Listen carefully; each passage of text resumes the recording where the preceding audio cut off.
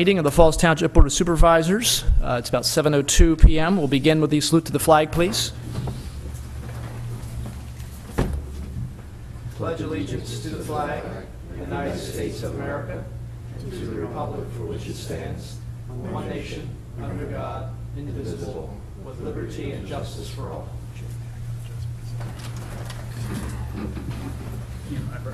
Okay.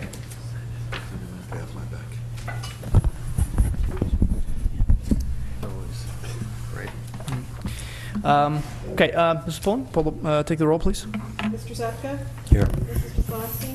Mr. Harvey? Here. Mr. Hens? Here. Mr. Snipes? Here. Okay, excuse me to remind myself to turn my cell phone off here. Before we begin, a couple things. We have a couple changes to the agenda this evening. We were going to have a presentation to the Liberty USO of some money. However, been some scheduling difficulties with that. They're going to come back next month. I also wanted to make a brief comment. I'll say something more later on. The township did suffer a loss, valuable loss, a few weeks ago. The first, and for a while, the only police dog the township ever owned, Dante, a dog that many people became very familiar with because of literally dozens and dozens of performances and shows that he did throughout the township, throughout the area, the county even, and even in New Jersey, passed away due to cancer a few weeks ago. Obviously, you know, you don't have to be a pet lover to also understand the fact that canines are sworn officers in the police force, and this was a very accomplished animal and a very much beloved member of our police force in the township. And so our sympathies go out to the family of Lieutenant Ward, who was his handler, and obviously it was his dog. His family got used to having the dog. And I'm going to say a few more things later on about Dante and go through his record, which is pretty impressive. But for now, if we just have a moment of silence, please.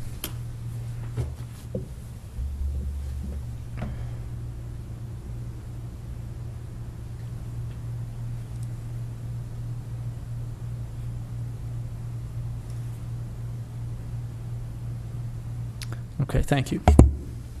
And there will be a memorial service next month. The police are organizing for him. Okay, we're going to do a little bit of rearranging of our agenda this evening. We're going to begin actually with item number 2, which is to consider adoption of an ordinance of a lease rental debt for township's guarantee of a TOFA bond issue. Board members will notice the original agenda said this was authorizing advertisement. This has already been advertised, so this is actually adopting the ordinance, not advertising the ordinance. Mr. Gray, could you help, or Mr. Clark too, the two of you, help explain what we're doing here with the TOFA bond? Mr. Harvey, the Township of Falls Authority, consistent with the agreement that was entered into at the time the authority was reconstituted back in 2006, is obligated to repay the loan and repay the transfer of the assets to the township. In furtherance of their obligation to pay that back, the Township of Falls Authority is going into the market to borrow money, and they are going to be issuing bonds in order to pay the township back. Because of the authority's relatively scarce borrowing history for the last, since it's been reformed, and I don't believe there has been a borrowing, it is necessary for the township to guarantee this loan.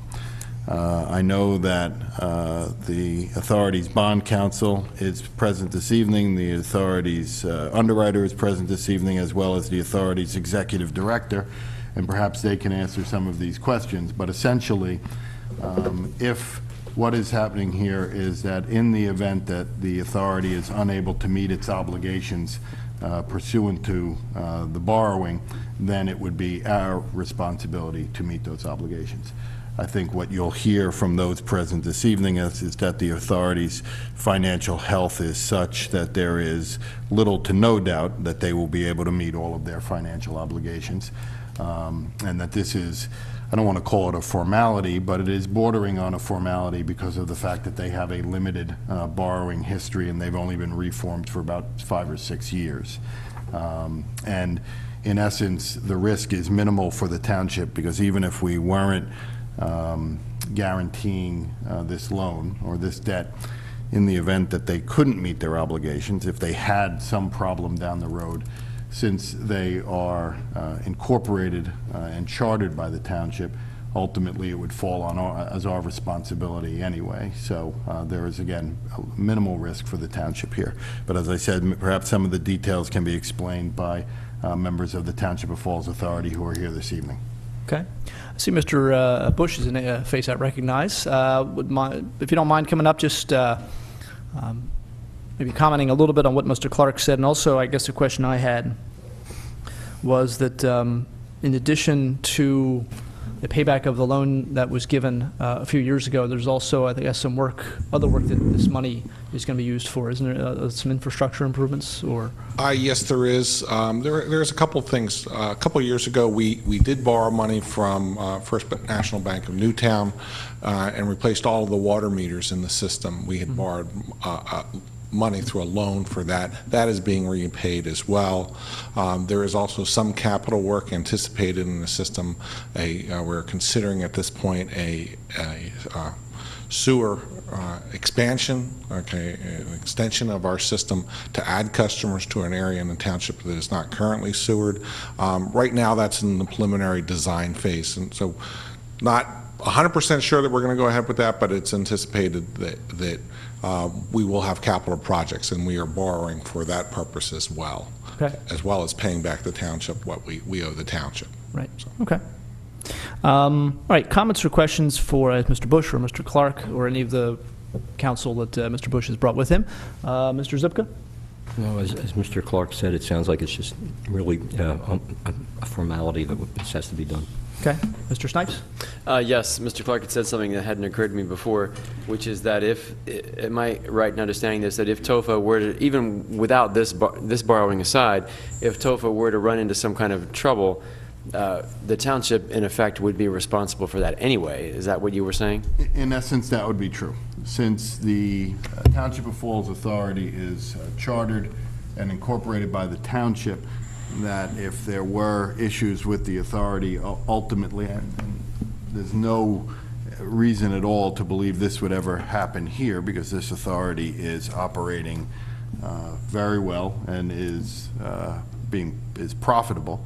But there have been instances where authorities, for a variety of reasons, have not been able to meet their obligations, and they've had to be either taken back in as a municipal department, and then those obligations of the authority become the obligations of the township.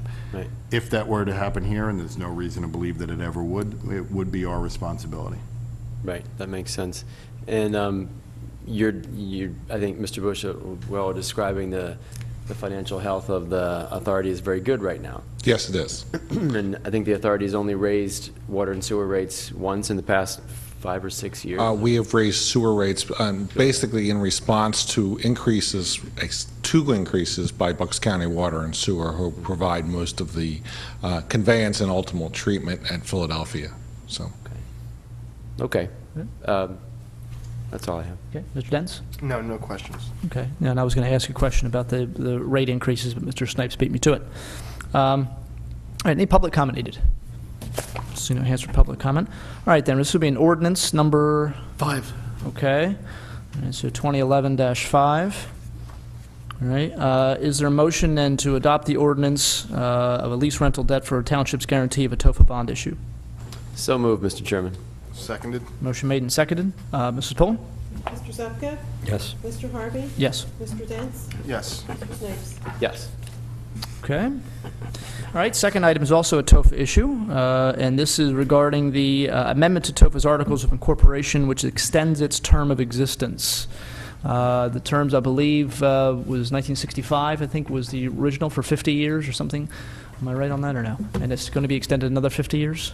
Well, it would extend 50 years basically from now. From now forward? From now. And it just needs to be longer than the life of the bonds, obviously, for the bondholders' protection. Right. But the standard is 50 years. And that's It was originally, Mr. Harvey, incorporated in June of 1951 with a 50-year life, and then it was extended in October of 1965. Oh, that was what I was thinking of. I knew I saw 1965 in there somewhere. It was the extension. Mr. Chairman, what is the life of the bond? I'm sorry, I didn't catch that. 30 years? there are 30-year bonds. 30 years, okay.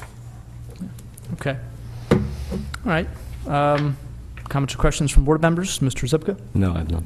Mr. Snipes? None. Mr. Dents? No. I have none. Mr. Clark, did I miss anything with this? Seems No. pretty simple. It's very simple and straightforward. It's just extending their life for a term of 50 years. Okay, this would be 2011-12. Okay, the resolution 2011-12, extending the life of TOFA for another 50 years. Is there a motion to that effect? So moved, Mr. Chairman. Seconded. All right, motion made and seconded. All in favor? Aye. Aye. Opposed? Okay. All right. Thank you all Thank you, very much. gentlemen. Thank you. Appreciate your help. I'm not sure, but I think these gentlemen may need to leave here with signed documents this evening, or can it wait until, can they be delivered tomorrow? Or would you rather leave here with signed documents now?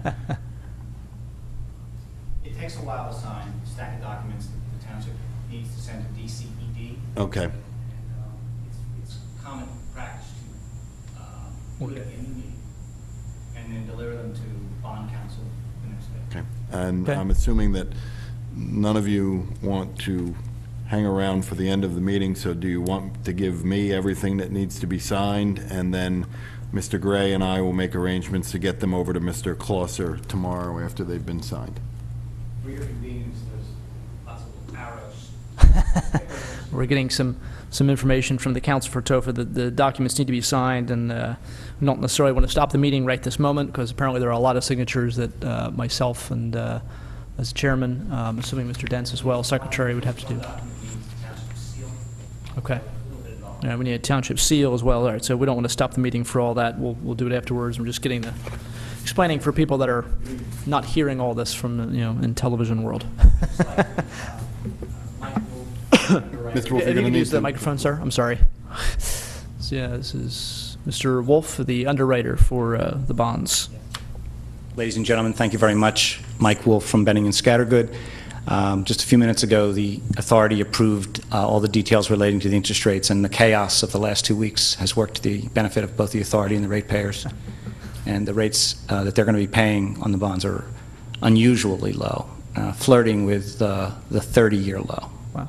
Okay. So the timing, although we didn't control it entirely, was very fortuitous, and we appreciate all the assistance we received from the township staff and from the authority. Okay. Well, Thank you very much. Thank you. Thank you. Okay. All right. All right, so we'll get those signed. Next item we're going to address, again, just sort of hopping a little bit around here. We're going to do the bill list. Bills for today, August 16th, 2011, for this month, I should say, not just for today, $2,187,452.68. Of that, 2.1 million, over 1 million is salary and benefits for employees. Another over $500,000 is road program and other major projects, and so a good chunk of this bill list is made up just with those three things: the boat ramp, road program, salary, health care, things of that nature. It's about almost two-thirds of it, actually, over two-thirds of it. Comments or questions from board members? Mr. Zupka? None. Mr. Snipes? No, Mr. Chairman. Mr. Dents? No. And I have none. Public comment? I see no hands. Okay, is there a motion to pay the bills in the amount of $2,187,452.68? So moved, Mr. Chairman. Motion made and seconded. Mrs. Pullen? Mr. Zupka? No. Mr. Harvey? Yes. Mr. Dents? Yes. Mr. Snipes? Yes. Okay. All right. The next item, we're going to kind of go back up to the top, number one, on the stated agenda, but we're going to do it now. Consider Bonefish Grill LLC application for an intermunicipal transfer of a liquor license. This is going to be a hearing similar to hearings we've had for things like cell phone towers. And so a court reporter is here. And at this point, I'll ask for a motion to open the hearing for the transfer of a liquor license for Bonefish Grill. So moved. Motion by Mr. Zipper. Second. Second by Mr. Snipes. All in favor? Aye. Okay, hearing is open. Mr. Clark? Thank you, Mr. Chairman. This is a public hearing for liquor license application. The applicant is Bonefish Grill LLC. The property which is the subject of this hearing is the application for an intermunicipal transfer of a liquor license to applicant's business at 500 Oxford Valley Road in Falls Township, the postal address of Langhorne. The hearing is being held for the purposes of receiving comments and recommendations of interested individuals residing within the municipality concerning the applicant's intent to transfer a liquor license into the municipality of Falls Township. This application was submitted by Mark E. Kozar, Esquire, of Flaherty and O'Hara, and was submitted on June 22, 2011. The Pennsylvania Liquor Code requires that the township render a decision within 45 days of the submission of a complete application, or in the alternative, within an additional 60 days at the township's election, with written notice to the applicant, as was the case tonight. We have reviewed and found the application to be substantially complete. The Pennsylvania Liquor Code sets forth certain mandatory provisions with respect to processing applications for intermunicipal transfer of liquor license. Section 4-461B3 of the Liquor Code provides that an intermunicipal transfer of a license must first be approved by the governing body of the receiving municipality when the total number of existing restaurant liquor licenses and eating place retail dispenser licenses in the receiving municipality equals or exceeds one license per 3,000 inhabitants. Section 4-461B3 further states that upon request for an intermunicipal transfer, at least one public hearing shall be held by the municipal governing body for the purpose of receiving comments and recommendations of interested individuals residing within the municipality concerning the applicant's intent to transfer a license into the municipality. We have, my office has contacted the quoted department of the Pennsylvania Liquor Control Board. They have confirmed that Falls Township has in excess of one license per 3,000 residents. Accordingly, the Pennsylvania Liquor Control Board may not approve a new license unless the township first holds a public hearing and approves the intermunicipal transfer application. The township is required to render its decision by resolution or ordinance, and we have provided for the board this evening a copy of the resolution approving the transfer and a copy of a resolution denying the transfer. The application has been advertised consistent with the Liquor Code on August 1st, 2011, and again on August 8th, 2011 in the Courier Times. The applicant is represented here this evening by Mark E. Kozar, Esquire. Mr. Kozar, you will now have the opportunity to present the application, any information, any evidence you would like, and any testimony you would like, and then make yourself available. And if you have any witnesses with you this evening, make them available for questions from any members of the public that request party status during this hearing. You understand the process, Mr. Kozar? Yes, I do, Mr. Solicitor. And you have, I'm assuming, have previously marked exhibits that you plan on submitting this evening? I only have one exhibit, which is the menu. Are we ordering from this menu? Let the record show Mr. Kozar is distributing a menu for the Bonefish Grill to, obviously cause the board members to become delirious with hunger. But I'm not sure Mr. Gray's going to like this. There's a lot of fish on here. So, but go ahead, Mr. Clark. I'm sorry. One other question. Mr. Kozar, have you provided a certification from the county recorder of deeds that all properties within 1/4 mile of the applicant's property have been notified? I could make the certification that I personally researched and sent out letters of notification to the property owners. As your solicitor so eloquently put it, he stole a lot of my thunder. My name is Mark Kozar. I'm with the law firm of Flaherty and O'Hara.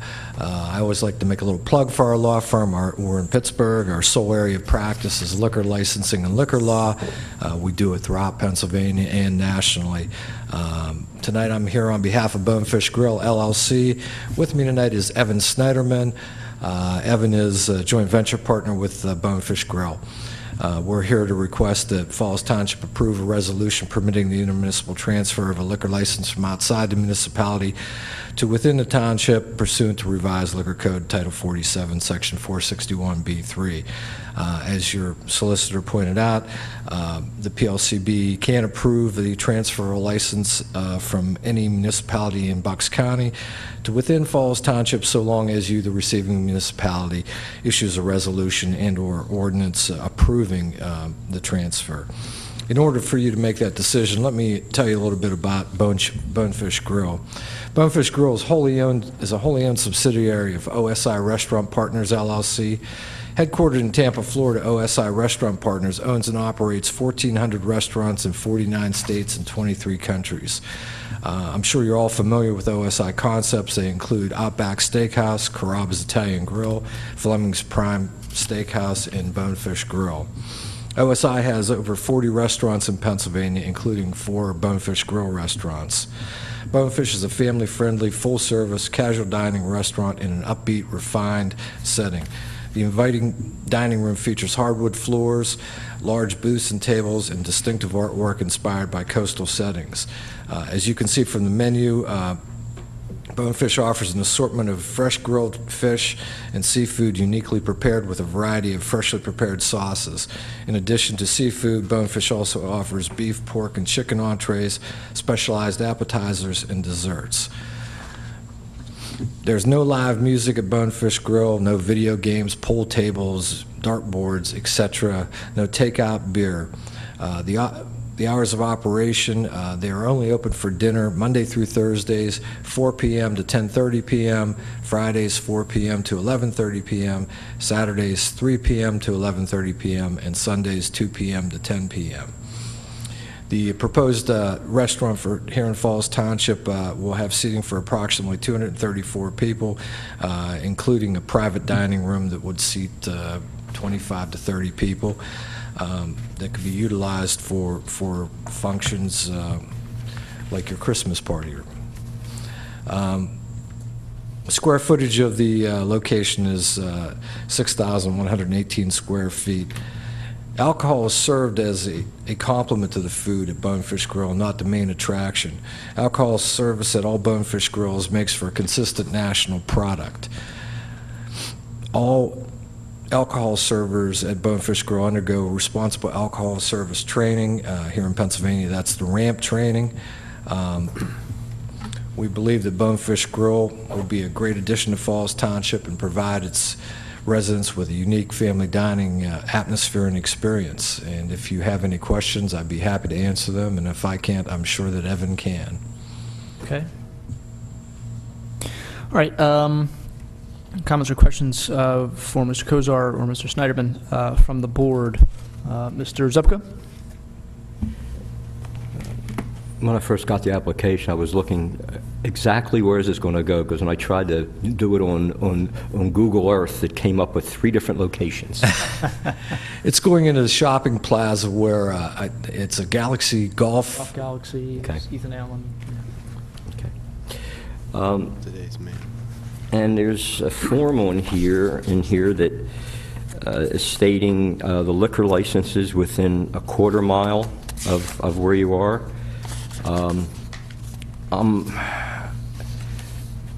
The new Wings place that opened up on Route 1 where San Pablo used to be, I'm pretty sure they have a liquor license, but you don't have it listed in here, and that would be within a quarter mile. Google didn't bring it up for me. Well, they just opened. Yeah. They just opened they recently, opened a week but ago. Yeah.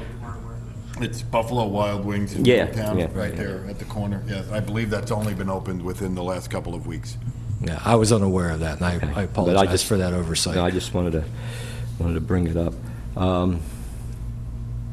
Frankly, I have been in a couple of the different Bonefish Grills up in Easton and over in Willow Grove, and I do think the quality is good, but and I'm saying this kind of, I'll say tongue-in-cheek, while you say the drinks aren't, they're there just to enhance. The whole back page is drinks, and the front page is the food. But Well, I think it's a good establishment. I'm The sales of I'm just food, kind of throwing that the out. sales of food are over 75% of the total sales. Okay, thank you. Mr. Snipes? Yes, Mr. Chairman. Did you say that there were no pool tables and amusements of that kind? Is that what you said? Or That's they were? correct. There are not. That's correct. So it's There just are the not. restaurant and Restaurant. there's a bar as well, or? There's a bar area. There's, I think, 18 seats at the bar. There are also tables and booths in the bar area. The bar area is more of a additional seating area for dining. It's not the type of place people go sit and hang out and drink beers because it doesn't have the accoutrements of a bar, you know. Okay, that's the only question I had. Okay. Mr. Dents? No, no questions. Okay. I had just a couple questions, but they've already been answered. Yeah, and just for reference, this is going in the shopping center, as Mr. Kozar said, the Golf Galaxy's in there. The Bryn Mawr Stereo is still there, I think it is. It's not, no, is they gone? They're gone, sorry. It's not usually a shopping center I go to, but Ethan Allen, I think, was there for a while. I think they're still there or not. Yeah, they're still there. Today's Man used to be in there. So just so people get an idea of where it is, sort of across the street from the shopping center that has, the Old Country Buffet and the Home Depot and the Best Buy. It's up the top of the hill. Right. Yeah. Right. So, okay. Any questions from the public? See no hands. Mr. I'm You sorry, have seen one no hand? hands, and so the indication is that no member of the public is requesting party status for this hearing. Well, there's one hand. Okay, then You have to come up to the front, ma'am. come Sorry. forward and identify herself. And Right.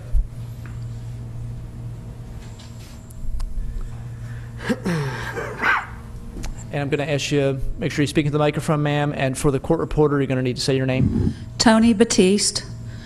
You spell your last name for me? Battiste. And I just have one question. Is that Falls or is that Langhorne? It's Falls Township. Okay. Okay, any other questions? Seeing no hands. Mr. Clark? it would be appropriate, if there are no further questions, it would be appropriate at this time to close the hearing, and then the board can take a vote on either of the two resolutions, the one approving or the one denying. Okay, Mr. Kozar, any more comments from you? No, I just want to thank you for your time. Okay, all right, is there a motion to close the hearing? So moved. Motion made to close the hearing? Seconded? Second, all in favor? Aye. Aye. Opposed? Okay, then we're looking to either approve or deny the intermunicipal transfer of a liquor license for the Bonefish Grill, which will be located on Oxford Valley Road. Is there a motion in either way to approve or deny? Make a motion to approve the liquor license transfer? I'll second it. Motion made and seconded. All in favor? Aye. Aye. Opposed? Okay. Thank you, gentlemen. And I would like the macadamia nut brownie. Looking forward to that. Yeah. And, Mr. Harvey, for the Yes. record, this is Resolution 2011-13. I'm sorry. We didn't make that motion again, or? No, it's fine. Okay. All right. Okay. All right, item number 5 on our agenda. 5 and 6 are both connected to some road work. Some road lighting work, to be more specific. Item 5 is consider authorizing notice of intent to award the bid for streetlight work in the village of Nottingham. Board members got a memo on their table today, and there was an issue with the bids, which was one of the reasons why it did not get given to was not given to us until tonight. Mr. Gray was having to do some work to clarify one of the problems with one of the bidders. Mr. Gray, want to go through this for us, please? Yes. Township received a letter from Dan Altman at Traffic Planning and Design dated August 16th regarding the 2011 street lighting work at the Village of Nottingham. TPD received bid information on August 9th, 2011. The results of the bids were as follows. Miller Brothers Division of Wampole Miller Incorporated, their bid was $82,034.76. Armour & Sons Electric, $92,500. Car and Duff, $103,050, and MJF Electrical Contracting, $155,690.05. Although Miller Brothers had the lowest bid, Miller Brothers' bid is considered non-responsive. At this time, the board is asked to consider a notice of intent to award to Armour and Sons for the street lighting work at the Village of Nottingham. In addition, Dan Altman from TBD is here to answer any questions you may have. Okay.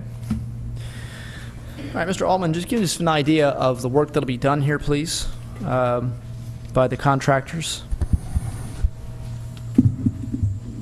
The Village of Nottingham project includes replacing older street lighting with LED lights, replacing a few poles, and some wiring and junction boxes at the Village of Nottingham on a number of streets.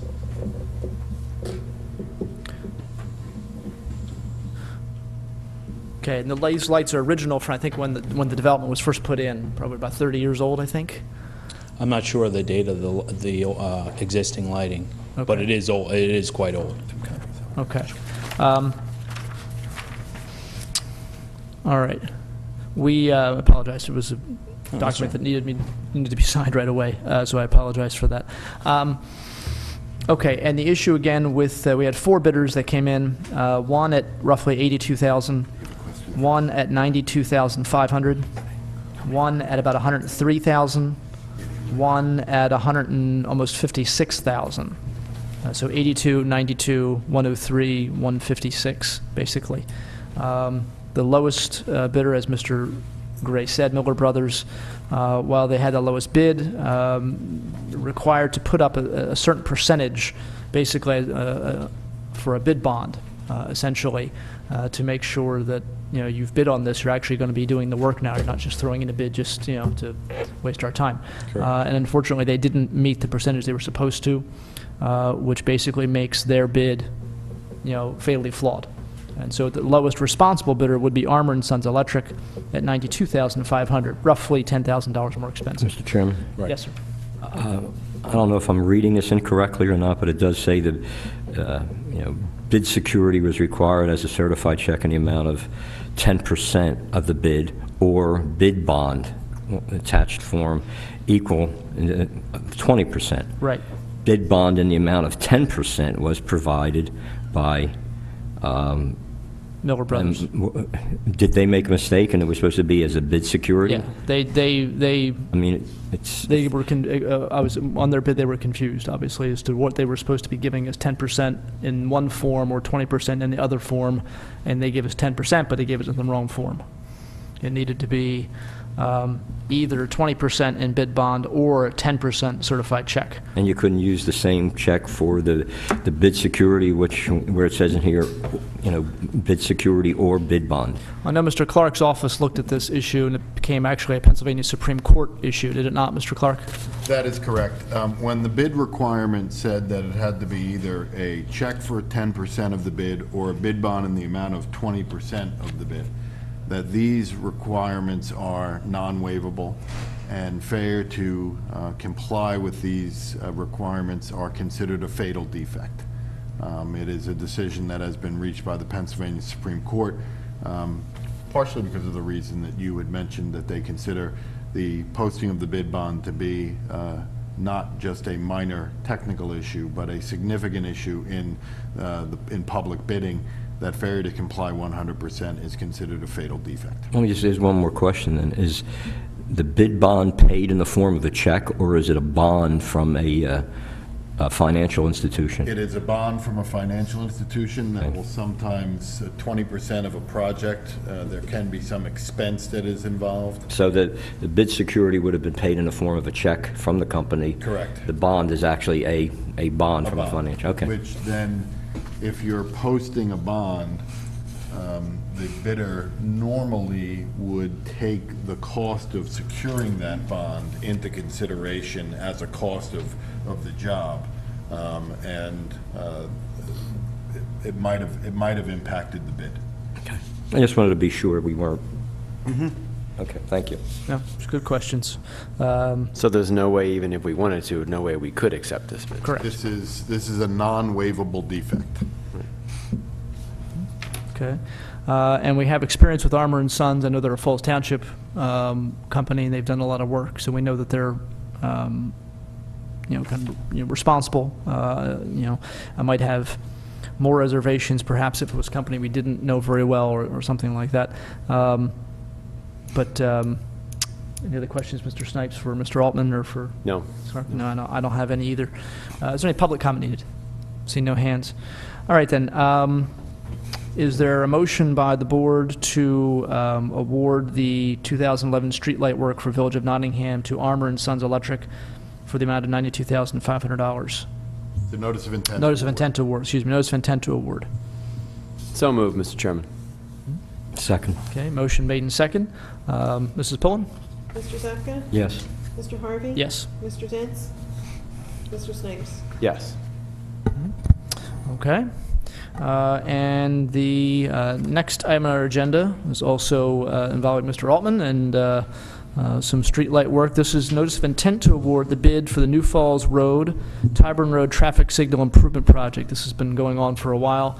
Last year, we attempted to get a grant through TPD to help pay for this, and we were unsuccessful. And so we budgeted for it for this year, and TPD went out and did the work for us and put the bids out. Mr. Gray, you want to go through the bid results for us, please? Yes. TPD received the bid information on August 9th. The results of the bids were Armour and Sons Electric, $76,683. Charles A. Higgins and Sons, $97,980. And Miller Brothers Division of Wampole Miller Incorporated, $109,054.47. The board is asked to consider issuing a notice of intent to award to Armour and Sons for this project. Okay. So again, we see a pretty wide disparity. Low bid is about $77,000. The next bid is about $98,000, so about $22,000 more. And then the bid above that is $109,000. So, and Armour and Sons is noted on here as PennDOT pre-qualified. What does that mean, Mr. Altman, PennDOT pre-qualified? To do construction of state routes, especially in signals, that's Armour's specialty. They have to go through a lengthy process to be pre-qualified to work on a state project. So on these type of projects that include municipal lighting or traffic signal lighting, that PennDOT still has to approve, even though it is the municipalities, we ask for that pre-qualification. Okay. All right. And also has the IMSA traffic signal technician level 2 certified, which I'm assuming must be pretty impressive if it's listed on here. They're signal technicians. They know how to do the wiring, the controller setup, and whatnot for that type of construction. Okay.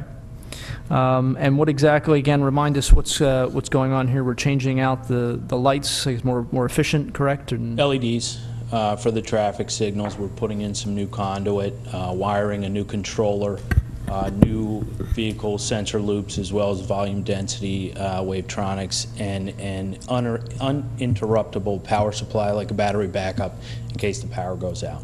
Okay, which it actually just did the other night as I was going through the intersection, and everything was flashing, so I thought, well, it's about time we do this project. All right, comments or questions from Mr. Altman? Mr. Zupka? None. Mr. Snipes? Yes. Is there any thought about the big disparity between the $76,000 and the $109,000, how the bids would be so different? You know what? The only thing I can think of is Armour & Sons works for the township already. They may have a lot of the materials for this project in stock already through the maintenance program. Different contractors do different things better than others. I can't tell you exactly why the large disparity. Maybe it's staging. They're here already, and they're right down the road. You know, they're close by. Again, this is what they do. Signals is their bread and butter. They may have a lot of this equipment in stock, so it's easier for them to give a lower price on this type of equipment. It's things they bought before the prices really started to jump. True. Speaking of the prices, I have one other question. I've heard that for LEDs and maybe for some other lighting equipment prices are rising quickly because of the Chinese control of the rare earth metal market. Is this ringing any bell with you at all? No. I just heard this, so much of these, I don't even know what they are, but are mined in China, and that's part of the cost of, and they want to hold these things at home for their own electric needs, I guess. Well, part of it is that GE pretty much turned 80% of their light bulb manufacturing and their LEDs over, or they didn't turn it over to Chinese, but it's now in China. Being done in China. And when you do business in China, basically China ends up owning the business. So they pretty much have control over it. I just wondered if that was... GE doesn't even make appliances in this country anymore. Well, that's a whole other conversation. But I was just wondering if this part of the increase in price might be affected by these decisions. I don't know. I have not heard much about that at all, or if anything about it at all. Okay, thank you. That's all. Yep. All right. I don't have any questions. It's an overdue project. It's an intersection. It's, I go through, several times a day, and so it definitely desperately needs to be done. Any public comment needed? See no hands. Okay. Let's see. Is there a motion then to give authorize a notice of intent to award the bid for the New Falls Road, Tyburn Road traffic signal improvement to Armour & Sons Electric in the amount of $76,683? So moved, Mr. Chairman. Second. Okay, motion made and seconded. Mrs. Pullen? Mr. Zaka? Yes. Mr. Harvey? Yes. Mr. Dents? Mr. Snipes? Yes. Okay. Mr. Chairman, has Mr. Dents left? Yeah, I'm sorry, I should have mentioned it. Yeah, Mr. Dents actually has been battling pneumonia, and so he stuck it out here as long as he could. He wanted to be here for at least a little bit and see how far he could go, but obviously wish him better health. So he will not be back for the rest of the meeting. Apologize for not mentioning that earlier. Thank you, Mr. Snipes, for calling me on that. All right, item 7, the next item on our agenda is consider resolution for Pennsylvania Community Transportation Initiative Grant Reimbursement Agreement, PCTI, for West Trenton Avenue Transportation Study. Mr. Gray? Yes, the board is asked tonight to consider a resolution for the Pennsylvania Transportation Initiative Grant Reimbursement Agreement for the West Trenton Avenue Transportation Study. Some of existing concerns include the area that is in need of modernization, coordination, and bicycle and pedestrian accommodation. Congested conditions along with frequent slowing for turns have resulted in delays along Trenton Avenue that limit its proper function as an arterial street. The study will include a review of existing transportation system needs, including access management, signal upgrades and coordination and modernization, transit stop locations, pedestrian and bicycle facility review, and safety and crash review. Mr. Sullivan from T&M will be preparing the scope and process of selecting 3 consultants to be considered by the board. This time the board is asked to consider this resolution for this project. Okay, board members and members of the public will remember for a couple of years now the issue of traffic along West Trenton, especially as it sort of runs into Marsville next to Lower Makefield, has been causing some issues for some of the residents that live there. There are houses in Falls Township that are actually pretty far along West Trenton. Most people are surprised. They think they're in Marsville, they think they're in Lower Makefield, but there's still a pretty good section of Falls Township that goes well along West Trenton. And especially as it gets closer to the bridge in Marsville, there's a lot of issues with the traffic backups. The signals don't seem to be coordinated very well, and so the traffic doesn't seem to be flowing very well, and it's causing backups, and it's causing people to have to sort of, not have to, but they look for shortcuts through residential areas, which takes them through parts of Lower Makefield, parts of Marsville, parts of Falls that really aren't built for that much traffic. And so at least a year ago or so, we started working with Lower Makefield and Marsville Borough to see if we could get together the 3 municipalities to have a traffic engineer take a look at the traffic signalization there and see if there was a way to make the road function better. The state of Pennsylvania likes when municipalities work together, and so they awarded a grant to us to do this work. And so we are basically approving the agreement, the reimbursement agreement. We would do the work, and then the state would reimburse us for the work that would be done. That's basically what this resolution would do.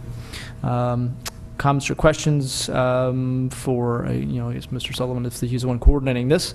Mr. Zupka? Is there a set amount that we're looking to go for with this, or we have to come up with the plan and the amount first before we ask for an amount? It's approximately $100,000. Okay. And is Morrisville doing anything similar to this? Well, Marsville, in the financial state they're in, can't really contribute much. They've obviously, they're going to be working with our engineers in any way they can, but I'm not sure what kind of financial contribution, if any, we can get from them. Laura Makefield did give us some money to do the initial study of this. $650. Yeah. Which essentially was about a third of the cost of the study, or I think something like that. Yeah. Wait a minute. Did he say $650? Yeah. Did that cover the paper? Use the cheaper paper. No, what I meant was Morrisville applying for any type of grant? I think we're the lead. Yeah, we're the lead agency, so we're actually doing it. Yeah. Okay. Thank you. Okay, Mr. Snipes. So of this approximate 100,000, all of it, we'll see all of it reimbursed to us. Yes. I think it's an excellent idea. People have been talking about it for a long time. I experience it as well as we drive down West Trenton, so I think we should do it. Okay. All right. Comments or questions from members of the public? See no hands. All right, then this will be Resolution 11-14. Okay. Is there a motion to adopt Resolution 11-14? The Pennsylvania Community Transportation Initiative Grant Reimbursement Agreement for West Trenton Avenue Transportation Study. So moved, Mr. Chairman. Second. Motion made and seconded. All in favor? Aye. Aye. Opposed? Okay. All right, next item on the agenda is consider memorandum of understanding by and between Falls Township Police Department and the Bucks County Montessori Charter School.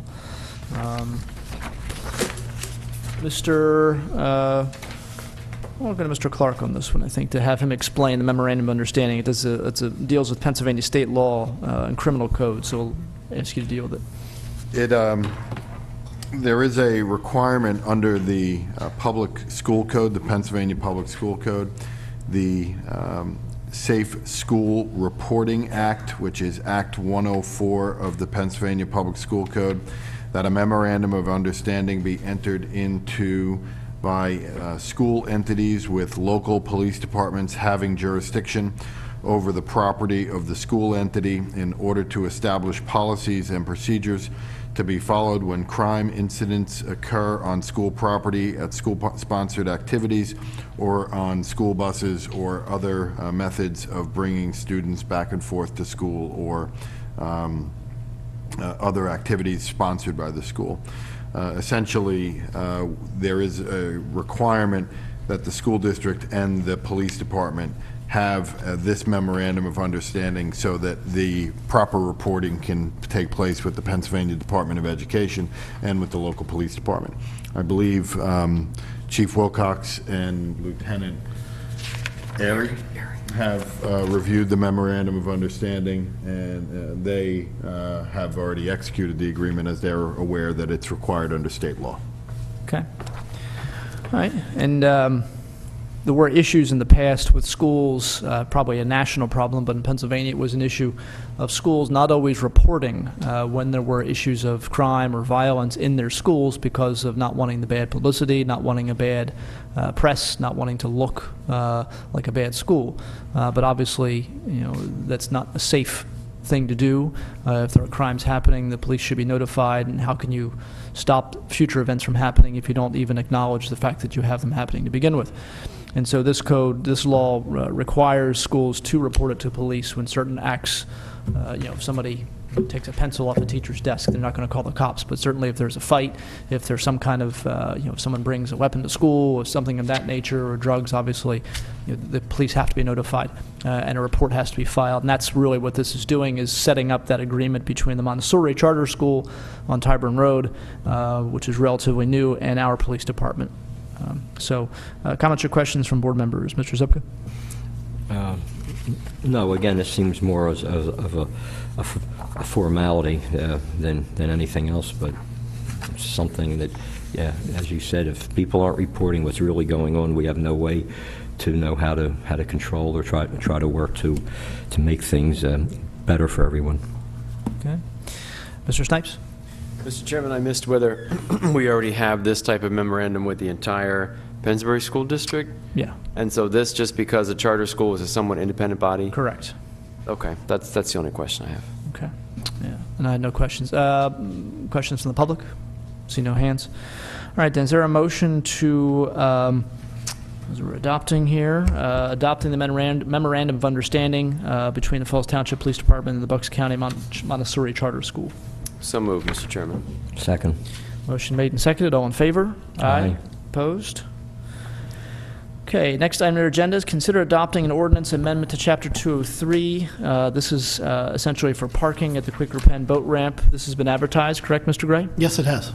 All right. So you want to introduce this? Yes, as mentioned, this is an amendment to Chapter 203, Section 24. It shall be amended to include the following. Quaker Penn Park boat ramp parking lot. All vehicles and/or trailers must park in the designated parking spots in the Quaker Penn Park boat ramp parking lot. All such vehicles and/or trailers must pay a parking fee as follows. Daily parking for Falls residents, $10 per day. Non-residents, $20 per day. Seasonal parking passes, Falls Township residents, $75, and non-residents, $150.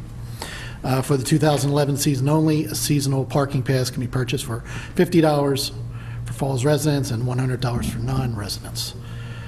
Daily parking passes can be purchased at the kiosk in the Quaker Penn Park boat ramp parking lot for a fee of $20. Each parked vehicle must clearly and conspicuously display either a receipt of payment of the parking fee on the dashboard of the vehicle or a daily or seasonal pass affixed to the rear view mirror of the vehicle.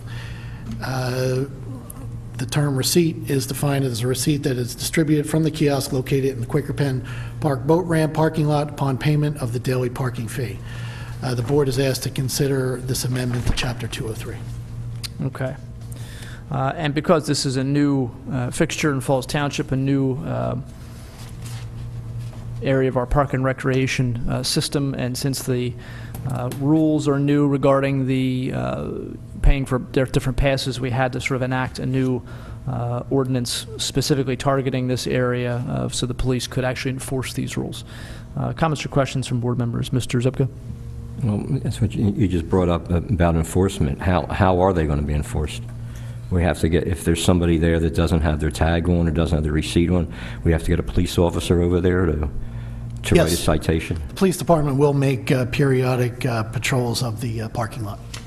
Okay, should that be in here, that this will be enforced by the police department? Or?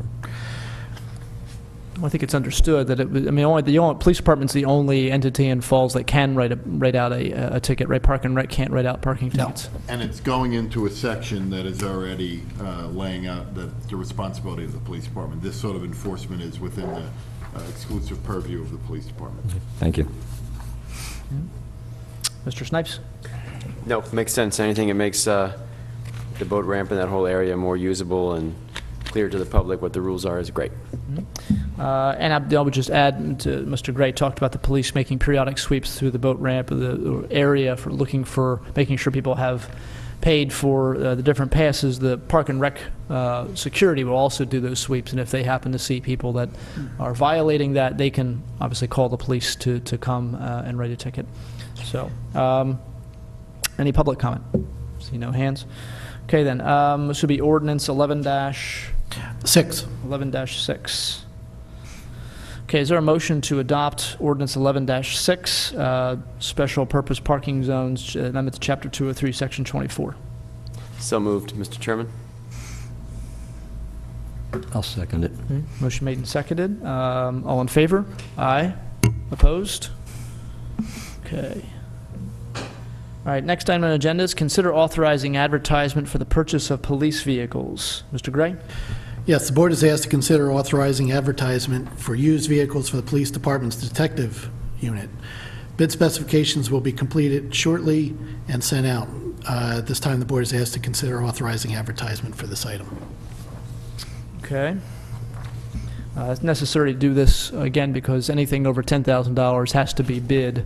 And the police department doesn't necessarily want a vehicle that's less than $10,000, a used vehicle especially. And with the economy being what it is, used vehicles are actually getting more expensive. The prices are going up because more and more people want the used vehicles rather than the new ones. And so that's one of the ways we're getting hurt a little bit by the economy is the police department might have been able to find a vehicle that would be low enough in mileage, good enough condition for under $10,000, but not now. And so they have to put together some bid specs for this. Mr. Zupka, comments or questions? None. Mr. Snipes? No, Mr. Chairman. Okay, I don't have any. This is authorizing advertisement. So any public comment needed? See no hands. Okay, is there a motion to consider authorize advertisement for the purchase of used vehicles for the police department? So moved, Mr. Chairman. Second. Motion made and seconded. All in favor? Aye. Aye. Opposed? Okay. All right, public comment. We have Mr. Gray's gotten a list for us here. Tony Batiste?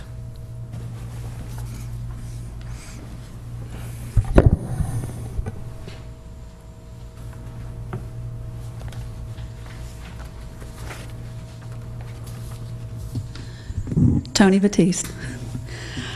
I just really wanted to know why we skipped over 2 and 3.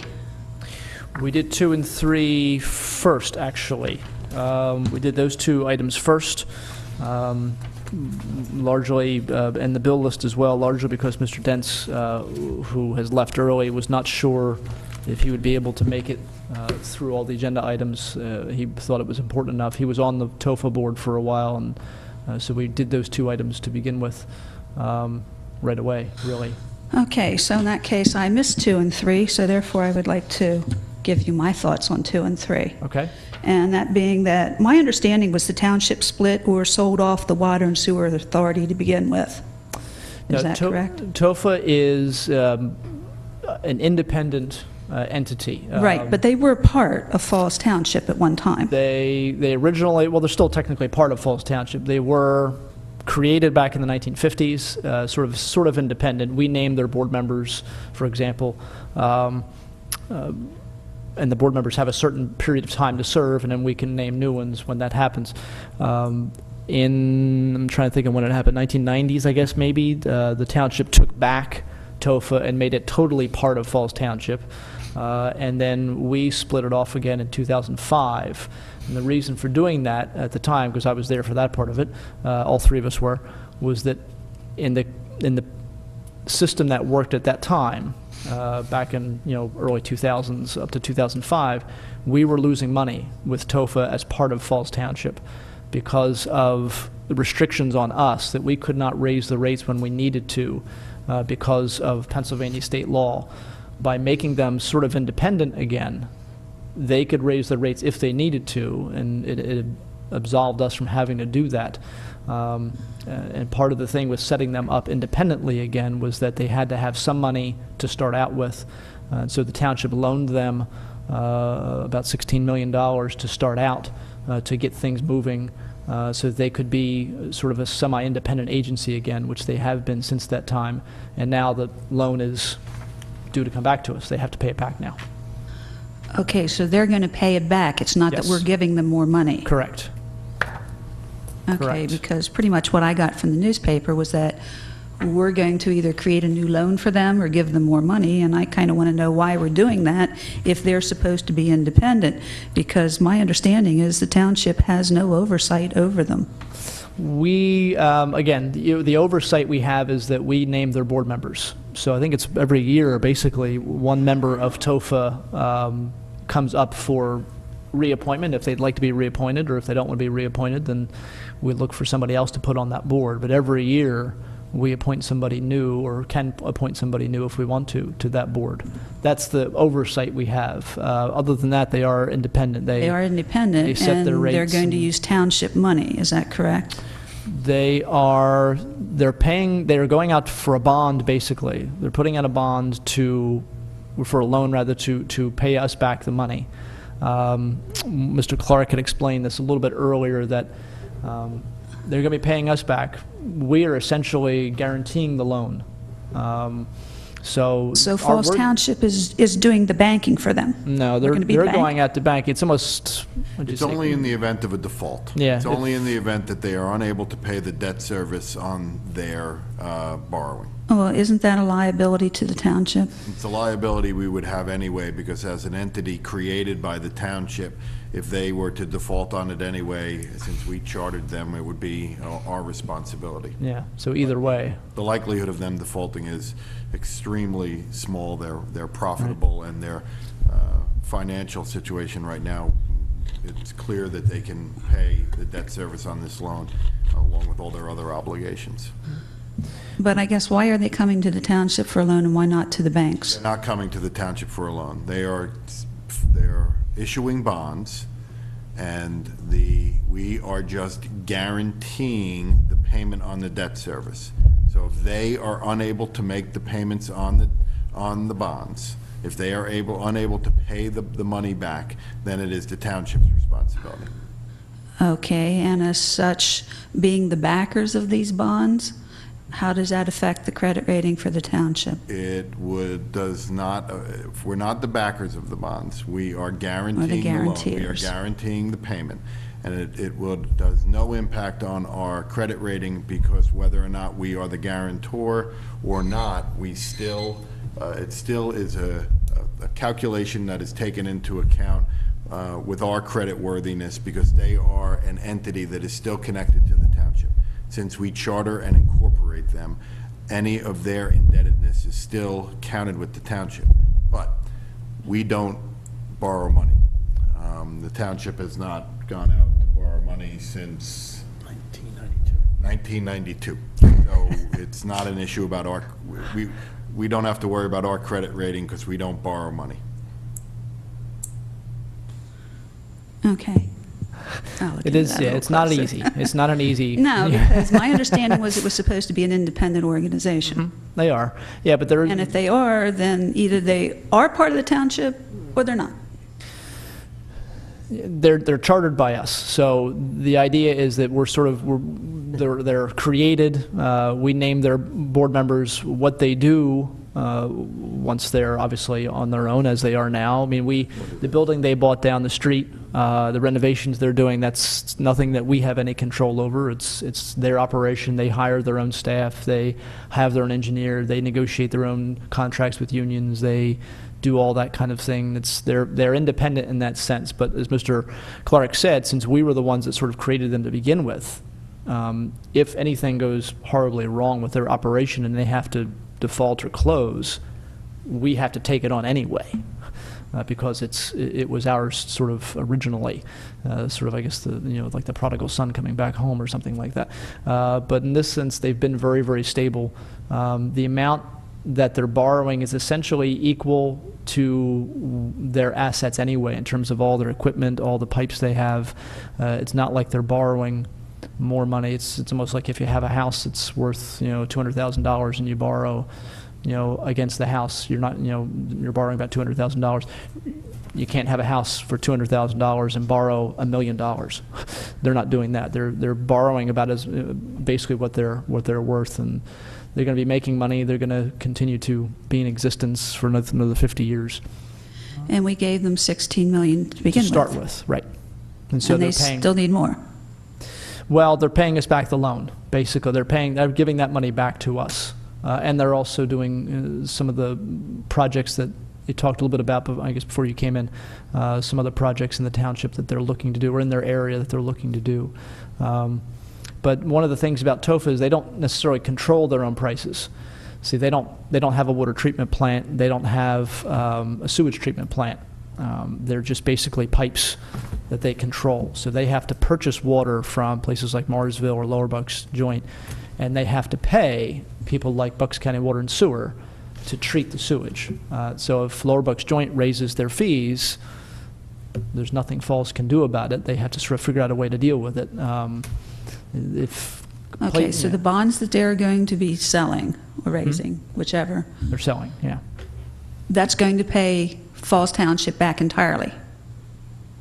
Well, they're going to pay us back now. The bond they're taking out is to sort of, fill their own pockets to sort of, so they can But it will themselves pay back. us back the 16 million? Yep. Is that correct? Yes. Okay. Yeah, we're getting back the money we loaned them originally. Okay, and what's going on with the old Pathmark? I don't know. What is it? For a while, I had talked to the owner of that establishment I guess it was about a year and a half ago now, that there was a company that was going to go in there, and then that company ended up opening across the street, so I don't know what happened. It's a private owner who has it. I've heard rumors that the gardening center that's next to there is going to take half that building and have an inside part and outside part. Oh, I was just curious, So, yeah, because they do have workers there doing the roof, Yeah. for which they would have had to get a permit, and I was figuring when they got the permit, somebody Yeah. was saying what they're doing. Yeah, well, the permits they can do without necessarily telling us what, it's sort of like anybody who gets a permit for their own house or something. If he can sell the building to whoever he wants to sell the building to, as long as it's sort of, the reason they came before us several years ago is they wanted to enlarge the size of the building. That's why they came here.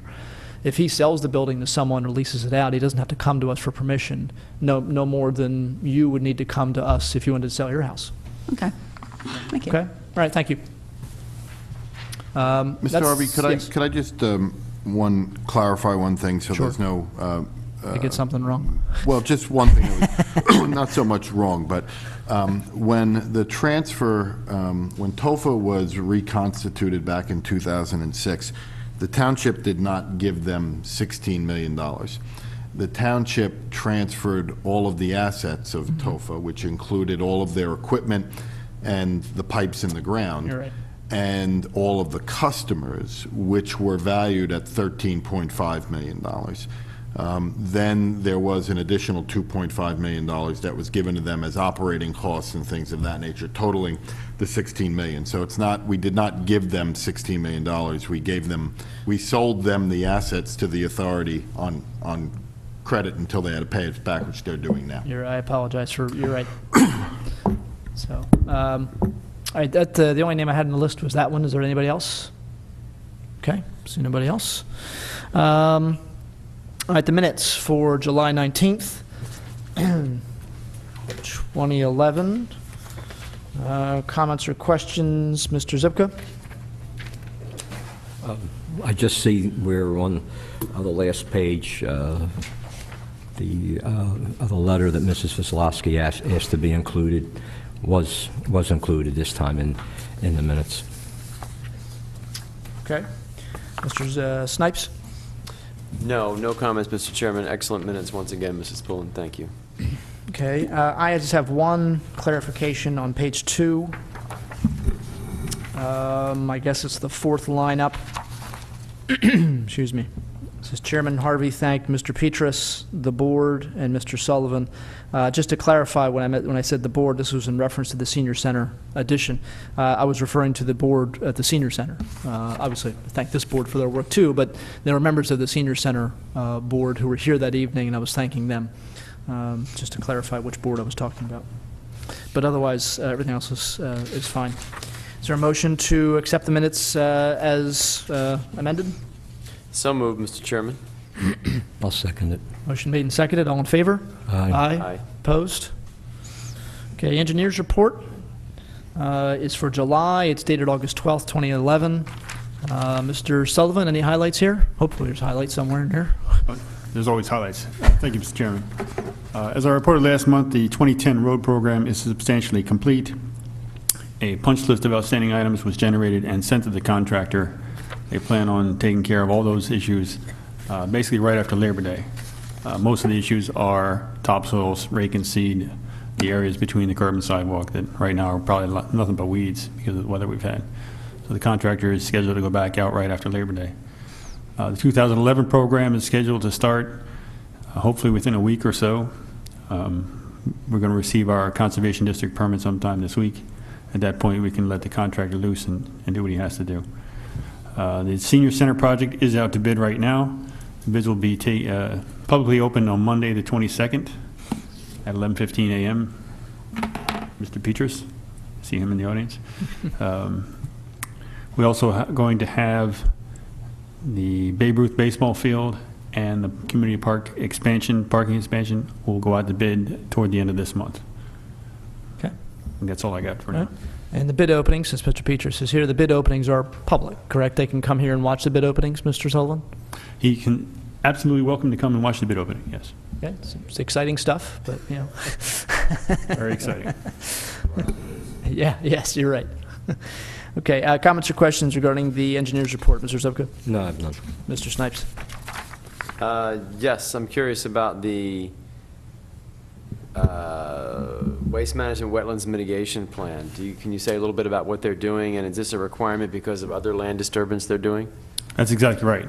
It is because of some of the stuff they did with the Turkey Hill expansion and some other things, they had to do some wetland mitigation. So they're actually creating another wetlands area? That is correct. I also noted that both Gamesa and AE Polysilicon over at the old U.S. Steel, U.S. Fairless Works are both doing expansion projects. Is that right? Well, the AE Polysilicon is the same project that's been going on for a couple of years now. Right. It's coming to a close. They are talking about initiating phase 2, maybe in the next 2 years or so. And Gamesa is expanding their laydown area. That's basically what they're doing.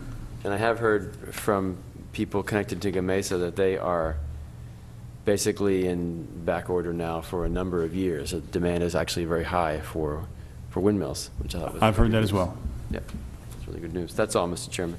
Okay, thank you. All right, and I had no other questions. Public comment? No. Is there a motion to accept the engineer's report dated moved. August 12th? So moved. Motion made by Mr. Zupka. I'll second it. Okay, motion made and seconded. All in favor? Aye. Opposed? Okay. All right, Mr. Gray, you're up. Yes, just a few items tonight. First one I have concerns the police firing range. The Falls Township Police Department currently uses a firing range that has a lease agreement that was dated March 6, 2002, which expired on February 28, 2007. An amendment to this lease dated August 16, 2005 provided the township with the option to extend the term for an additional 5 years for a first option term, an additional 5 years after that for a second option term.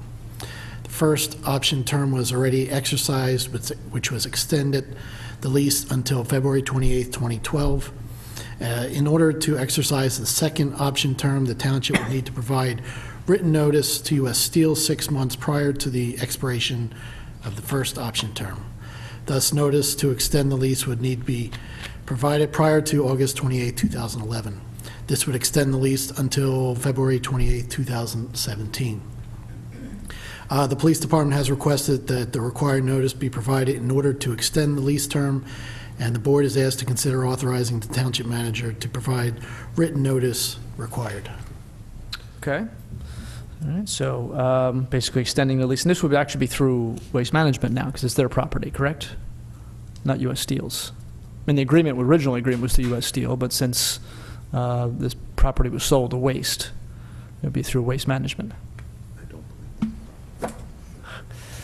So. I believe Waste holds an option on this property, but I believe they may qualify right now as the equitable owner, but Okay. I don't believe that the property has actually Been transferred. Okay. So I still All think right. Steel is the legal owner of the Okay. property. Well, either way, we can notify them both and let them sort it out. So, all right. Is there questions for Mr. Gray regarding this expansion or extension of our lease for the police firing range? Mr. Zupka? No, I have none. Mr. Snipes? No. I have nothing. Any comments or questions from public? See no hands. Okay, is there a motion then to order the manager to send out the notice so we can exercise the second option? So moved, and we'll send it to both. Sure. Why not? Right, Pete? Yes. Like, only costs a stamp, that's all. I'll second it, Mr. Chairman. All right, motion made and seconded. All in favor? Aye. Opposed? My next item, I have a letter from Catherine Crawford, chairperson for this fall senior center dated August 1st. The senior center is requesting the waiver of permit fees to replace and repair the roof of the annex building at 282 Trenton Road. The project consists of stripping the existing roof of shingles and any damaged wood and plywood. The cost of this project is estimated to be $11,200. Fees and permits for the township would be $1,310. The board is asked to consider waiving these fees for the project. Okay. Comments or questions for Mr. Gray regarding this? I see Mr. Petrus is here as well, representing the senior center. Mr. Zipka? I don't really think we need any discussion on this. I'll make a motion to approve it. Okay. Mr. Snipes, any comments or questions? No, we've done this kind of thing before. Yeah, it's very typical to do this, especially for entities like this one that are nonprofits. And comments or questions from the public, I don't see any. All right, then, motion made and seconded to waive the fees and permits for the Fall Senior Center for their replacing the roof on the annex. Mrs. Pullen, poll the board, please. Mr. Zepka? Yes. Mr. Harvey? Yes. Mr. Snipes? Yes. My next item concerns the Tree Vitalize program for the fall 2011 bare root tree offer. Recently, the township received an application for the annual fall 2011 bare root tree offer. The bare root trees would be available in this coming November. The township has done similar bare root tree programs in prior years, planting them throughout the township. Over 190 trees have been purchased through this program. An application is required. The Shade Tree Committee is requesting 40 additional trees at a cost of $50 each for a total cost of $2,000. The deadline for the application is August 22nd, 2011. The board is asked to consider the purchase of 40 trees as part of the Tree Vitalize program for $2,000. Okay. All right, comments or questions for Mr. Gray? Mr. Zipka? No, I have none. Mr. Snipes? Mr. Chairman, the Shade Tree Commission, does it have, maybe Mr. Gray knows, a plan for where these trees will be planted? That was my Yeah, question. we're going to have a meeting probably in the next month or so to talk about locations. So once that is put together, we can forward that to the Board of Supervisors. Excellent, thank you. Well, you know, I'm a tree hugger, so Yep. get as many trees as you want. Bring them on. Yes. I have no questions. Now, my question was actually where did they had an idea to plant them. So, comments or questions from the public? See no hands. Okay. Is there a motion then to authorize the expenditure of $2,000 for the bare root tree program? So moved. Second. Motion made and seconded. Mrs. Pullen? Mr. Zepka? Yes. Mr. Harvey? Yes. Mr. Snipes? Yes. And also, next- thank you to the Shade Tree Commission Yes. for the work they've been doing for us. It's excellent. Yeah, they've been a very good commission, very active. My next item, I have a memo from Tracy Timby dated July 26, representing TAG, which is Towns Against Graffiti. They are requesting a contribution for this program in the amount of $5,000. The board is asked to consider this donation for this program. Okay. And Towns Against Graffiti is an organization that will go to whatever member communities that are part of it to remove any kind of graffiti. And we've used them several times, correct, Mr.? 30 times in 2010. 30 times? Yes. Okay. Wow. Yeah. So, and they do a very good job. And Mr. Dents has had some encounters with them and to remove graffiti in different areas, and they are very active. So, is there a comments or questions? Mr. Zipka? None. Mr. Snipes? No. And I have none. Comments or questions to the public? See no hands? Maybe I do have one question. In terms of our budget, have we been budgeting for this each year? I Yeah. can't remember. We've given $5,000 in past years to the TAG program. Right, and We for this allocated year, $5,000. we Yeah. put it in our budget. Oh, yeah. Yeah, okay. Okay. All right, then. Is there a motion to direct the manager to make the donation of $5,000 to TAG? So moved. Second. Okay, motion made and seconded. Mrs. Pullen? Mr. Zepka? Yes. Mr. Harvey? Yes. Mr. Snipes? Yes. My next item concerns Nova Tube and Steel. Nova Tube and Steel has requested release of the remaining escrow funds in their account. Total amount outstanding is $1,661.39. The board is asked to approve release of this dollar amount. Okay. Comments or questions from board members? Mr. Zipka? Mr. Sullivan, is there any reason everything's done on the punch list over there and no reason not to do this? This is actually the cash escrow left over from review, legal and engineering expenses, and I believe Novatum Steel actually went bankrupt. So there's no reason why we can't release this money. Thank you. Very well put. They may need it. Mr. Snipes. No questions, no. And That's a showstopper there. And I have none. The question stopper. Okay, is there a motion then to approve the release of the remaining funds in escrow, $1,661.39? So moved. Second. Motion made and seconded. Mrs. Pullen? Mr. Zupka? Yes. Mr. Harvey? Yes. Mr. Snipes? Yes. My next item, I have a letter from Charlie Marty dated July 25th, representing Okna Windows Warehouse Land Development. The township has had money in our account since 2006. The client has decided not to proceed with the land development, and Mr. Marty is requesting a refund of the balance of the escrow posted. Remaining balance in this account is $733. Board is asked to consider release of these funds. Okay. Mr. Zupka, comments or questions? No, if there's no reason not to do it, then Right. Go ahead with it. Mr. Snipes? No questions. I have none. Is there a motion to approve the release of $733 to Oakland Window? So moved. Second. All right, motion made and seconded. Mrs. Pullen? Mr. Zupka? Yes. Mr. Harvey? Yes. Mr. Snipes? Yes. My next item concerns a consulting service agreement between the township and Remington, Vernick, and Beach. The township wishes to retain Remington as a consultant and independent contractor to perform various services, including building inspection, official services, and lead LEED consulting services. The board is asked to consider approval of this agreement.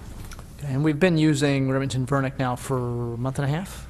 Yeah, about two months. Maybe. Yeah. Okay, so this is really just formalizing the actual agreement. We had to sort of, get them to take a look at this, and I know Mr. Clark's office put this together. Don't think Mr. Clark actually did it, but somebody probably more qualified did it. Yes, that's correct. So, comments or questions regarding the consulting services agreement? Mr. Zupka? Other than Mr. Gray, if everything's been going smooth? Oh, yeah, everything's fine. Okay, thank you. Mr. Snipes? Yeah, Mr. Gray, could you just outline the scope of what they're doing? Yeah, they do third-party inspection services for the township, go out to homes, make sure everything is in compliance. Same services that were done in past years by other third-party inspectors. Yeah. Right. Yeah. Thank you. The township has a lot of its own inspectors employed, actual employees of Falls Township, but there are certain certifications they do not have, difficult to get, and so we contract out for a third party and another company basically to cover those kinds of inspections that our employees cannot do.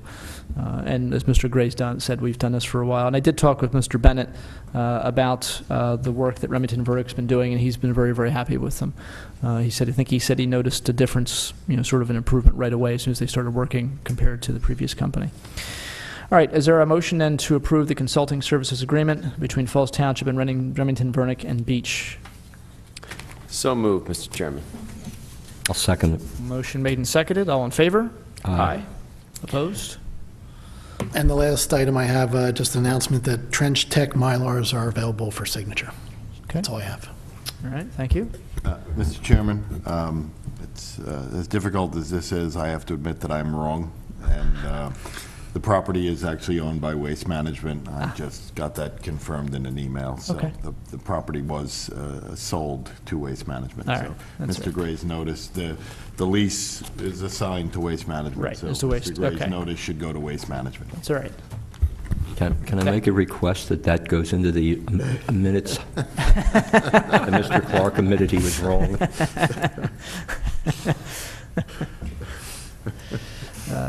All right, so let's see. We'll go to board comment now. Mr. Snipes? Just very briefly, Mr. Chairman, thank you for your chairing us tonight. It was an excellent meeting. Just to say that we have received some proposals for looking at the, should I say, reuse and redesign of this building. We've been talking about this for some time, so we have some of these proposals, and we'll be taking this up at some point in the near future? Yeah, I'd like to, within the next month or so, I think.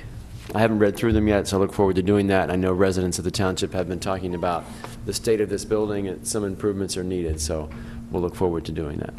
That's all I have for tonight. Okay. Mr. Zipka? Thank you. Just to follow up a little bit what Mr. Snipes said, I've been reading through it. The only criticism I would have at this point, while a lot of it seems good, and we do need quite a bit done here, I would have liked to seen, I feel there needs to be more green initiative done as we'll say we remodel or refurbish the building. Frankly, and I don't know if it can be done, but I envision solar panels up on the roof or something that's going to generate our own electricity. Maybe we will be even able to go to some type of geotherm for heating, but I figure this has to be a great location for solar panels. We're totally exposed. We have the roof, if the roof will support them, but it's just a thought I have, and I really didn't. I mean, I saw parts in there that talked about things like that, but I don't think it went too far in depth, and maybe that's the second part of it. We will get more of it in depth. A certain extent, I feel most of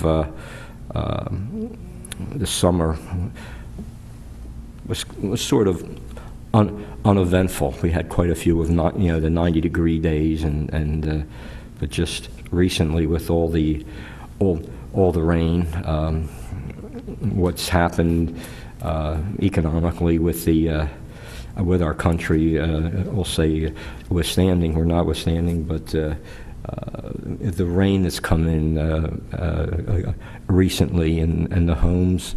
I don't know of any homes in Falls that have been damaged by it, but I know the other day, the golf course basically was underwater, and because my father-in-law lives on the back of the golf course, he had water about halfway up his backyard, as quite a few of the houses did, but nothing really came into the houses. And then I'm listening to a couple reports, and yes, it was South Jersey, but they're talking about the 100-year storm. And every time we get somebody in and they're talking about paving or they're talking about different things, they say, well, the 100-year storm. Well, these things are happening too often. Nothing we can do about it. It's Mother Nature, but we just have to be more aware of, I think, what possibly can happen. Again, this isn't our township, but I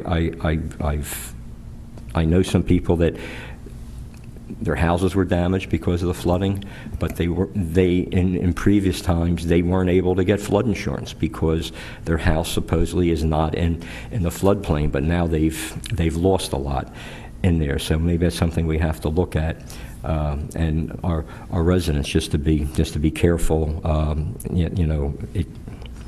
It can happen. It's just in the past couple of weeks, just so many things have happened that I'll just say I'm saddened about the loss of some of our military and such. It just like I said, up to a certain point, it seemed like it was uneventful, and then everything just kind of hits at once. But let's try to enjoy the rest of it and keep the rest of the season, and try to keep our thoughts and prayers with the people that are going through the hard times right now. That's all I have. Thank you. Thank you. A couple of issues I want to touch on. There's a piece of property over near Woolston Drive, which has sort of been basically was supposed to be a drainage area. It's isolated, it's landlocked between other pieces of property. At some point last year, the year before, it actually went up for sale on eBay, whoever owned it. It was sold to someone. That person basically has not paid any of the taxes, I believe. We still continue to mow it, and so I believe it's going up for sheriff's sale. Is that correct? or for tax? Going for a tax upset sale. Tax upset sale, excuse me, okay. And the opportunity exists for the township to purchase this piece of property. It's not very big. As I said, it doesn't really have any use for anything. I'm sorry, where is it again? It's on, if you think of the houses that are on Woolston as you turn, from Tybert onto Woolston, there's houses on the left. It's really kind of an isolated little, almost like triangle area behind those houses that really is just a drainage area. Oh, yes. Okay, we've talked about it before. Yeah, and so one of the things in talking with Mr. Gray and Mr. Clark and Ms. Gallagher, who works for in Mr. Clark's office, in order for us to even think about, I know we've liened the property, is that correct, Mr. Clark? We've liened it? Yes, we've liened it for, I believe, unpaid taxes and also for the fees for our Public Works going out there and mowing it and maintaining it. Okay. But in order for us to even have any consideration of putting a bid on it at this tax sale, we have to have an appraisal of it. So at this point, and I think the tax sale is September 22nd? September 22nd. Yeah. Which would give us time to get the appraisal done and come back to you before our first meeting or even our second meeting in September. Tell you what the appraised amount is, and then at that time you can either authorize Mr. Gray to appear at the upset sale and place a bid, or not appear and not place a bid. Okay. All right, Now, so if it's going up for tax sale, isn't it basically we just pay the taxes and then we take it over? But we have to make sure we're not paying more on the taxes than the property's actually worth. That's correct, and that's why we have to get the appraisal. Okay. And we are obviously, out of the three entities who are able to tax and lien the property, we have the lowest amount. The school district has the most, and then the county, and then we're behind them. So. All right, so we have to direct the manager to get an appraisal for that property so that we can even begin that process. Is there a motion to that effect? So moved. Okay. Yeah. Second. All right, motion made and seconded. All in favor? Aye. Aye. Opposed? Okay. I know Mr. Snipes and also Mr. Zupka talked about the renovations of the building. There were 4 engineering architectural firms that put in proposals to take a look at this building. I agree, Mr. Zupka has stated some of the things are a little vague. Obviously, they haven't met with us yet, so they don't know precisely what we want, and so they have to be a little bit vague. But I do think that obviously they're going to do what we want them to do if we want them to look at, but and I think some of them were pretty impressive with things they've already done in other municipalities here in New Jersey, different parts of Pennsylvania. But at some point in the next month or two, I'd like to bring that up as an agenda item to take a look at that and approve one of those companies to do that work for us. And let's see, lastly, I just want to finish. I mentioned at the beginning of the meeting the loss of the police dog, canine dog, which was in the newspaper. Dante was his name. And there were some interesting facts about him that I got from Chief Wilcox, our police chief. Dante was purchased by the township in September 2002. It would have been 12 this November. His handlers, now Lieutenant Ward, at that point, I think he was either officer or Sergeant Ward at that point. Both he and Dante were trained together. Lieutenant Ward was the only handler Dante had. Dante was specially trained in patrol work, tracking, searching buildings, protecting his handler, crowd control. He was also a narcotics dog. And was also the first tactically trained police canine in Bucks County. So in other words, he was capable of working with the Bucks County SWAT team and did that, I believe, on occasions. Over his term, his service here in Falls Township, he apprehended over 85 individuals during his career here. Successfully completed dozens of human tracks, participated in over 45 SWAT missions in his time. He was awarded 3 citations. In his career, Dante was responsible for the seizure of over $400,000 worth of narcotics and also over $750,000 worth of property and currency in his actions.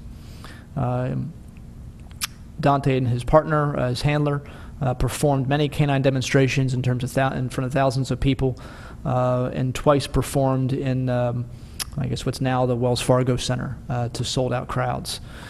He was a yearly fixture at the different events, especially Community Night Day, which we'll have in a couple of weeks. People probably got very used to him. I know they did a lot of stuff at the school, so a lot of children grew up knowing Dante and seeing him come in and do presentations at their graduations and those kinds of things. The Falls Township Police Department has 3 other dogs, Jessie, who is actually Dante's sister, Tag, and Thor.